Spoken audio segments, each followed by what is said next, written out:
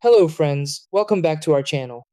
If your GeoTrax train isn't responding to the remote, it can be really frustrating, especially when everything looks powered on but nothing happens when you press the buttons.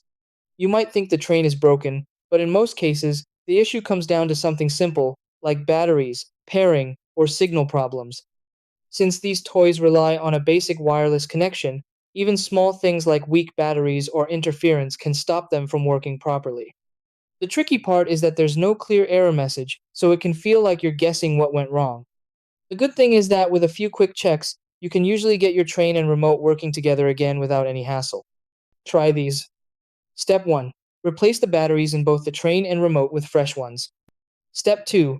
Turn both the train and remote off and on to reset them. Step 3. Make sure you are within close range and there's no interference. Step 4. Check for any pairing or sync button and reconnect if needed. Step 5. Clean the battery contacts if there's any dirt or corrosion. Step 6. Try another remote to rule out a faulty controller.